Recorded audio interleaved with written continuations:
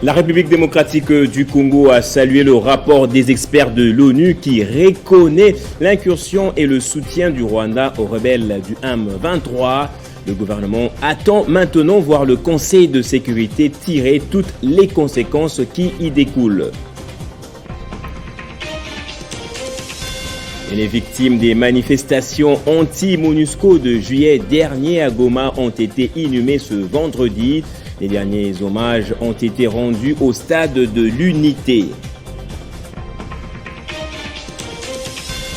Et vous suivrez tout juste après ce journal GMK Today. Jean-Marie Kassomba reçoit l'homme politique Koko Nyangi. Et dans la soirée, fauteuil blanc qui fait son comeback avec Laurent Batoumona à l'honneur. Toutes les questions politiques de l'heure seront évoquées. Et on va terminer ce journal en sport. Le chef de l'État a tenu sa promesse faite en faveur des basketteurs congolais. Les champions de l'Afro-Basket 2019 ont tous reçu des véhicules utilitaires, dont de Félix-Antoine Tshisekedi. Madame, Monsieur, merci de nous rejoindre sur Télé 50. Le gouvernement se réjouit du rapport des experts de l'ONU qui corrobore ses affirmations sur l'incursion rwandaise sur le sol congolais. Le rapport présenté au Conseil de sécurité confirme également que les RDF ont apporté un soutien matériel aux rebelles du M23. Pour la RDC, l'ONU doit maintenant condamner cette agression de son pays. Crispin Tchibinkou. Dans ces communiqués de presse du service de communication du ministère de la Communication et Médias, le gouvernement de la République démocratique du Congo salue le travail réalisé par les groupes d'experts mandatés par les Nations Unies, rassemblant dans un rapport de solides preuves de la présence des troupes rwandaises aux côtés des terroristes du M23 lors d'affrontements dans l'Est de la République démocratique du Congo entre novembre 2021 et juillet 2022. De membres des forces rwandaises de défense ont bel et bien fourni des armes, des munitions et des uniformes au M23 et ont mené des attaques conjointes avec les mouvements terroristes, notamment en mai dernier à Rumangabo. Parmi les preuves rassemblées figurent des photos des soldats rwandais dans un camp du M23, des images filmées par des drones montrant des colonnes, des centaines de soldats marchant en territoire congolais et des photos et vidéos montrant des combattants du M23 munis d'uniformes et d'équipements de l'armée rwandaise. Les rapports du groupe d'experts des Nations Unies soumis au Conseil de sécurité paraît quelques jours après celui des Human Rights Watch qui confirmait également l'incursion du Rwanda et sa complicité avec les M23 dans la commission des crimes contre la population congolaise. Face à ces multiples preuves, le Rwanda ne peut plus démentir les accusations et doit reconnaître sa culpabilité et sa responsabilité dans l'instabilité de la RDC. Le gouvernement rappelle au Conseil de sécurité à condamner cette énième agression meurtrière et à en tirer toutes les conséquences afin d'obtenir le retrait définitif du M23 de toutes les localités occupées et de soutenir les processus judiciaires devant aboutir à la condamnation des coupables et à la réparation en faveur des familles des victimes. Le président de la République démocratique du Congo et les gouvernements resteront engagés dans les différents processus pour la stabilité et la pacification de l'Est du pays. La vérité finit toujours par triompher. Et puis les 10 sur les 13 personnes tuées par les casques bleus de l'ONU à Goma lors de récentes manifestations ont été conduites ce vendredi à leur dernière demeure. Les obsèques se sont déroulées au stade de l'Unité en présence de plusieurs personnalités, dont le vice-gouverneur du Nord Kivu, le général Romy Ekouka. La société civile et les mouvements citoyens ont à cette occasion annoncé qu'ils ne baisseront pas les bras jusqu'à obtenir le départ de la mission onusienne. Patio Kamvunama. C'est sous une forte émotion que les hommages ont été rendus aux 10 des 13 personnes tuées à Goma par la MONUSCO. Lors des obsèques, mouvements citoyens, société civile et autres couches de la population qui sont venus assister à cette cérémonie ont exprimé leur souhait de voir la MONUSCO partir.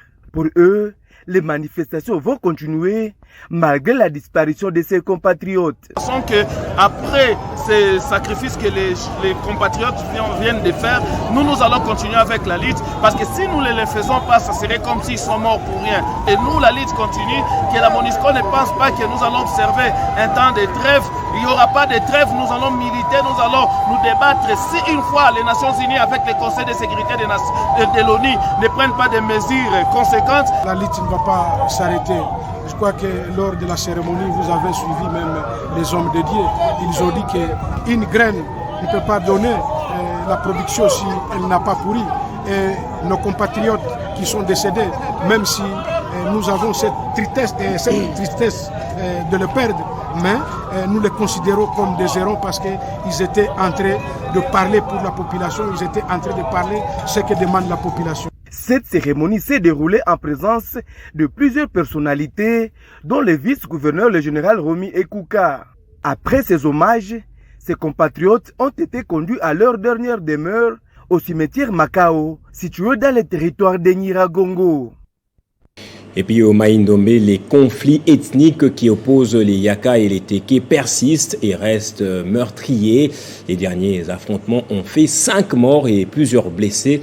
Le déplacement de la population non autochtone est aussi signalé dans certains villages du territoire de Kwamouth. Nous avons joint au téléphone un élu local, le député provincial David Bissaka, qui est avec moi.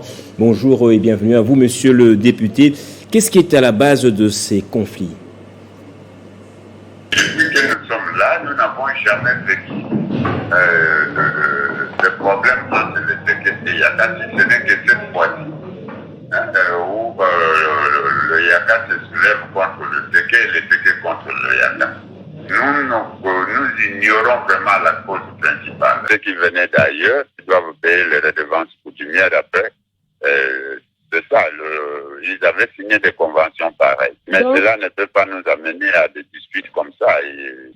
C'est difficile, c'est vraiment difficile à comprendre. Le droit coutumier, dans le respect de la convention, ça ne pose pas de problème. Sauf que s'il y a débordement, ça peut poser problème. Mais quand les normes de la convention sont respectées, ça ne pose pas de problème. Mais est-ce que quelque chose est déjà fait par les autorités locales pour essayer de calmer la tension ? Les autorités prennent des dispositions pour amener la force. Ils ont envoyé déjà une partie de la force, mais qui est insuffisante, qui ne peut pas faire aux différents points chauds. Et nous avons encore demandé qu'on puisse nous renforcer. On ajoute d'autres éléments pour que l'intervention soit solide. Et en tant qu'élu provincial, je me disais, vous avez certainement un message de paix à lancer à ces deux populations. Qu'est-ce que vous pouvez leur dire ? Non, ce que nous demandons aux deux tribus Teke et Yaka, et nous leur demandons qui est la paix, qui est la cohabitation comme par le passé, et qu'on respecte aussi le clause aussi qu'ils avaient, que la paix règne. C'est ça le message que nous donnons. Merci, monsieur le député. Je vous l'avais dit, Jean-Marie Kassomba reçoit cet après-midi Koko Nyangi dans JMK Today. L'ultra-kabiliste va présenter le topo des gisements miniers de la République démocratique du Congo. Et dans la soirée, Fauteuil Blanc fait son retour avec un grand invité, Laurent Batumona. Au menu, les questions brûlantes de l'heure, dont notamment l'avenir de l'Union sacrée de la nation. 13 puits d'eau potable ont été réhabilités pour la population de Kinkanda. C'est une action de Sa Majesté Mwenda Bantou, responsable de la chefferie des Bayéké. Il n'en est pas sa première réalisation à intérêt communautaire. Au marché route, il est à la base de plusieurs efforts pour le désenclavement de cette région. Christopher Ochokoum. Des mots de gratitude Une joie immense pour exprimer la reconnaissance à l'endroit de la chefferie de Bayeke dirigée par Mwami Mwana Banto Monongo Jr. Sa Majesté a réhabilité 13 puits d'eau potable pour la population de Kankanda au quartier Luta. Ils desservent depuis ces 2 août la population du groupement Ngouba. Son représentant qui a fait les déplacements explique ses motivations. Nous félicitons beaucoup plus le chef de la chefferie, Sa Majesté Mwana Banto, avec le sens des responsabilités qu'il anime, de pouvoir répondre aux besoins de la communauté. Nous venons de voir combien la population de ce quartier est vraiment dans la joie de pouvoir être ravitaillée à nos quotas. Servir sa population en réalisant des œuvres à impact visible et à intérêt communautaire reste le leitmotiv des autorités de cette chefferie. Kankanda a été désenclavé avec la réhabilitation de la route partant de la nationale numéro 1 à Kankanda, 15 km de longueur. Il a été également construit un marché moderne dénommé Ilunga Kuvas, des puits d'eau potable fourrés et réhabilités, la reprise effective des activités de production de la Boss Mining qui a donné de l'emploi à des centaines de jeunes. Des actions à placer parmi les efforts de la chefferie de Kankanda grâce à la redevance minière dans cette agglomération administrative dans le groupement de Ngouba. Et on en sait maintenant un peu plus sur la cause de l'incendie de l'immeuble de l'ex-Onatra. Selon un expert en incendie, l'électricité serait à la base de cet incident. Le bâtiment connaît des incendies à répétition provoqués par l'instabilité électrique qui, à son tour, cause des dommages sur les appareils qui finissent par prendre feu, dit les spécialistes. Le ministre des Transports chargé par le gouvernement a fait le constat de 6 niveaux calcinés. Chérubin Okende a rassuré que la situation ne va pas décourager les efforts de la relance de l'Onatra. Et toujours à Kinshasa, la ville élabore déjà son projet d'édit budgétaire 2023. Le gouvernement provincial veut pour l'année prochaine produire plus des biens et services. Bedin Kenge. Pendant 15 jours, les participants vont élaborer les projets d'édit budgétaires conformément aux mesures d'encadrement telles que définies à l'article 13 de cette loi. Ces projets contiennent pour une année civile toutes les ressources et toutes les charges de la province traduites à travers un document unique appelé budget de la province, le programme d'action du gouvernement provincial ainsi que ses amendements en termes d'objectifs et des résultats attendus. En lançant ces travaux, le patron de la ville de Kinshasa, Jean-Tini Ngobila, a attiré l'attention de tous les participants sur le double avantage qu'il attache à ces assises. Je vous invite à participer activement aux différents travaux en apportant vos contributions, en formulant des critiques et en proposant des recommandations qui nous permettront à tous de disposer d'un document qui présente clairement les prévisions des recettes les plus optimales qui seront allouées aux usages attendus pour rencontrer les attentes de notre population. Ce projet d'édit budgétaire 2023 sera donc préparé et déposé après délibération au Conseil de ministres à l'Assemblée provinciale de Kinshasa par le ministre provincial ayant les budgets dans ses attributions. Cette opération doit se faire au plus tard le 25 novembre prochain. Et puis dans le Tanganyika, le projet d'exploitation du lithium tarde encore dans son exécution. La société civile qui porte les cris de la population de Manono a effectué une descente sur terrain pour essayer de comprendre d'où vient ce blocage. Arlette Boutella. Je souhaite, et c'est le souhait de tout le monde, que les usines soient ici. Ce cri de détresse de la population de Manono, qui n'est jure que sur le début du projet d'exploitation du lithium par Datcom, n'a pas laissé indifférent la société civile dans son rôle d'avant-gardiste.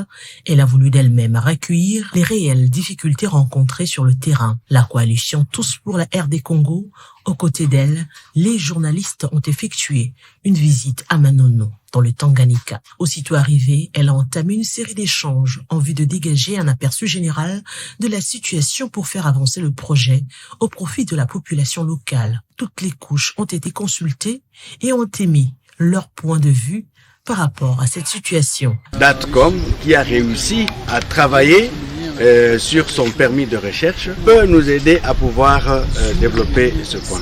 Loin de toute rumeur faisant état de la construction de la mine en dehors de Manono, le directeur général de Datcom lève l'équivoque. Vous savez que le lithium se trouve dans ce qu'on appelle les spodumènes. Et les spodumènes contient, pour le cas qui nous concerne, seulement 6% du lithium. Une sonnette d'alarme est tirée. Beaucoup de projets d'intérêt communautaire sont dans les oubliettes au détriment du bien-être de la communauté. Un terrain d'entente doit être trouvé pour résoudre ce conflit entre Comnières et Datcom pour permettre le développement de l'espace qui voit en l'exploitation du lithium une lueur d'espoir. Et puis en dehors de notre pays, au Sénégal, le camp présidentiel perd la majorité absolue des législatives du 31 juillet. Sur 165 sièges, 82 députés seulement ont voté pour le pouvoir. Les résultats provisoires ont été rendus publics jeudi par la Commission électorale nationale autonome. Récit de Héritier Ntamboa. Après la proclamation jeudi de résultats provisoires des dernières élections législatives du 31 juillet au Sénégal, l'opposition a réussi son pari de pousser le parti au pouvoir à la cohabitation à l'Assemblée nationale. Le camp du président Macky Sall perd la majorité absolue. En clair, sur les 165 sièges en jeu, la coalition du pouvoir obtient 82 députés, une chute bien observable par rapport à ce qu'il avait décroché en 2017. Une première depuis l'indépendance du pays en 1960, que la formation au pouvoir n'aura pas d'autre choix que de s'appuyer sur d'autres forces au Parlement pour faire passer ses lois. Les chiffres définitifs de ces élections seront publiés par les conseils constitutionnels dans un délai de 5 jours, en absence des recours des candidats malheureux. D'après plusieurs experts et observateurs, à l'allure où vont les choses, ces résultats pourraient convaincre les présidents sénégalais à renoncer au projet qui lui est prêté de se représenter à la présidentielle de 2024. Élu en 2012 pour 7 ans et réélu en 2019 pour 5 ans, le président Macky Sall maintient les flous sur ses intentions à venir. Et en terminant sport, les champions d'Afrique basketball 2019 ont expérimenté l'expression « prendre son mal en patience ». 3 ans après, le chef de l'État a tenu sa promesse. Les Léopards ont reçu leur Jeep, don de Félix-Antoine Tshisekedi. Ils avaient fait la fierté de 80 millions de Congolais en remportant le championnat d'Afrique de basketball en 2019. Ce jeudi, ces champions d'Afrique ont reçu la reconnaissance de la nation avec cette dotation de 16 véhicules Toyota Fortuner fraîchement sortis d'usine. Les 12 joueurs, les 2 entraîneurs, leurs médecins et le manager de la fédération ont reçu chacun des mains du directeur de cabinet du chef de l'État, Guilain Niembo, en matérialisation de la promesse leur faite par le chef de l'État, Félix-Antoine Tshisekedi Tshilombo. Ce que vous avez fait aujourd'hui, pour nous les basketteurs, là je parle en tant que tous les basketteurs congolais, que ce soit ici au pays, à l'extérieur, ça a beaucoup boosté. Je crois que le chef de l'État a donné une image pour tous les sportifs congolais, que tout celui qui rendra fier cette nation, la nation saura comment le récompenser. Aujourd'hui, le ministre de Sport qui est à vos côtés vous dira que cette équipe nationale est qualifiée pour la dernière fenêtre des éliminatoires de la Coupe du Monde. Et l'équipe s'en ira en stage le 14. Pour rappel, le 27 juillet 2019 à Bamako, la République démocratique du Congo remportait le championnat d'Afrique de basketball en écrasant le Kenya par 82 paniers contre 61. La compétition était réservée aux joueurs évoluant sur les continents. Place au rappel des titres à présent.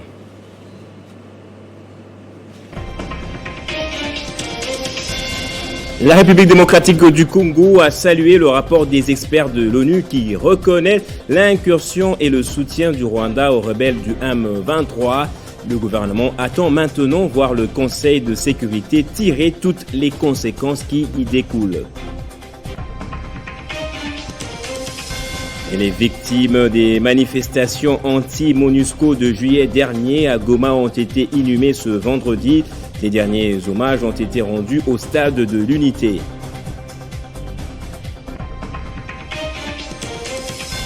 Et vous suivrez tout juste après ce journal JMK Today, Jean-Marie Kassamba qui reçoit l'homme politique Koko Nyangi et dans la soirée Fauteuil Blanc qui fait son comeback avec Laurent Batoumona à l'honneur. Toutes les questions politiques de l'heure seront évoquées. Et en sport, le chef de l'État a tenu sa promesse en faveur des basketteurs congolais. Les champions de l'Afrique Basket 2019 ont tous reçu des véhicules utilitaires, dont du chef de l'État Félix Antoine Tshisekedi. Restez avec moi pour la revue de presse.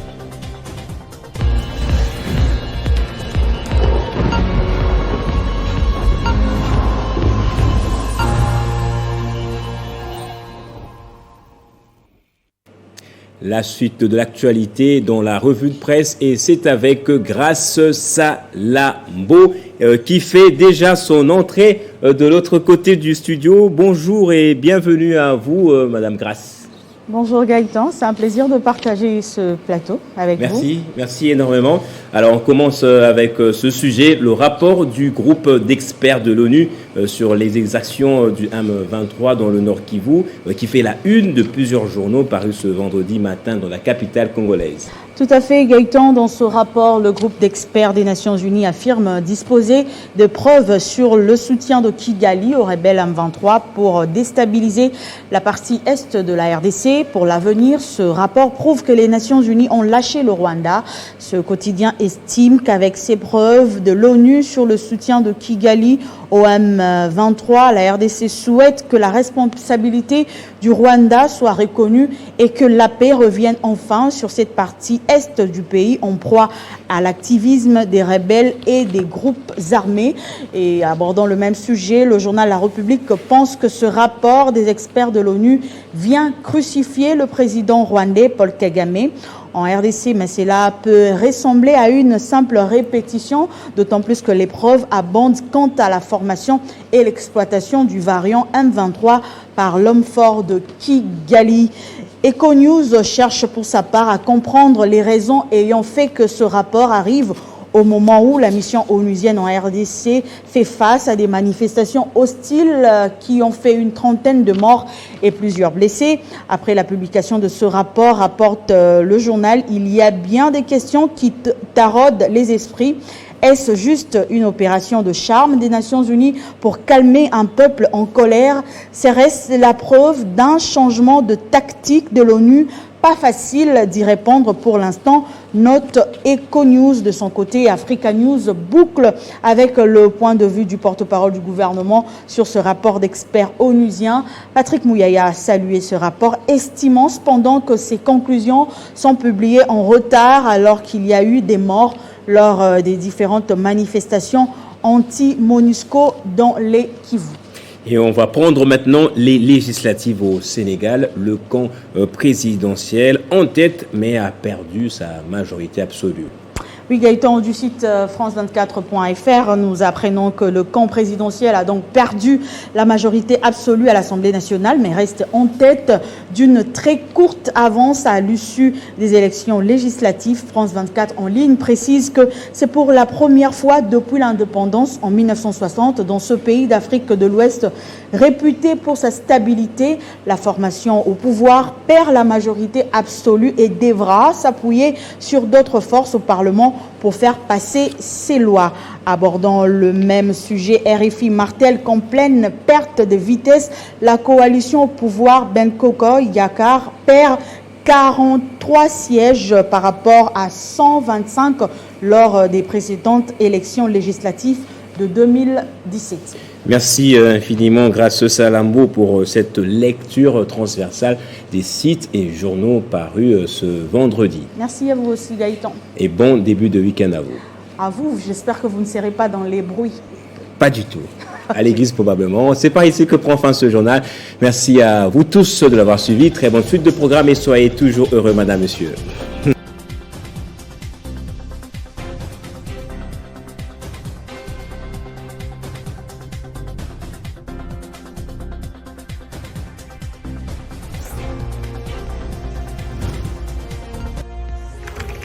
L'actualité reste incontinue.